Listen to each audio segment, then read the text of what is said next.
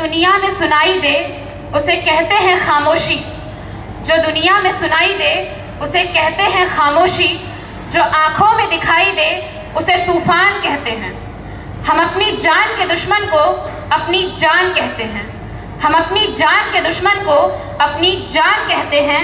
मोहब्बत की इसी मिट्टी को हिंदुस्तान कहते हैं।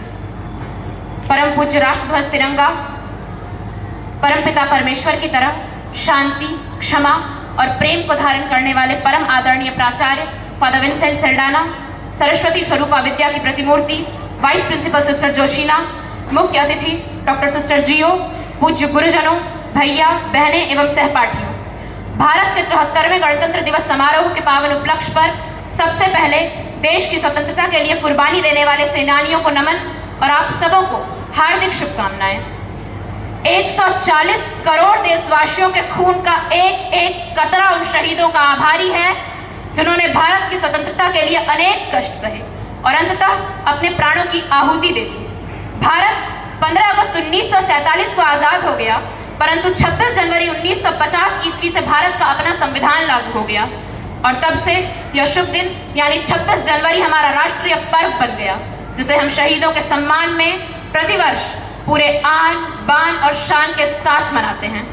भारत दुनिया का सबसे बड़ा लोकतंत्र है और हमारे संविधान को सबसे बड़े लिखित संविधान होने का गौरव प्राप्त है। धर्मनिरपेक्षता, सहिष्णुता, विविधता, उदारता और संप्रभुता आदि हमारे संविधान की विशेषताएं हैं।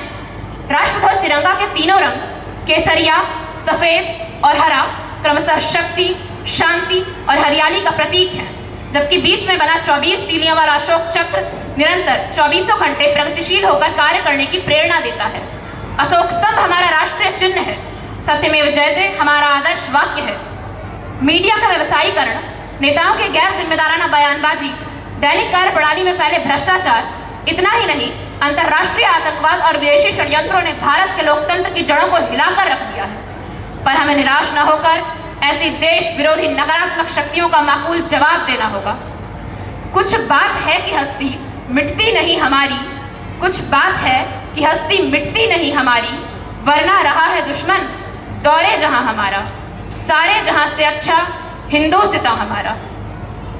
हाल के वर्षों में विश्व मानचित्र पर भारत की प्रतिष्ठा बढ़ी है। सामरिक शक्तियों, विदेश व्यापार, सूचना प्रौद्योगिकी, अंतरिक्ष विज्ञान और इंफ्रास्ट्रक्चर डेवलपमेंट आदि क्षेत्रों में भारत ने तीव्र प्रगति की है। प्राचीन काल में हमने शून्य देकर दुनिया वालों को गिनती सिखाई थी और आज के अत्याधुनिक युग में भी गूगल जैसी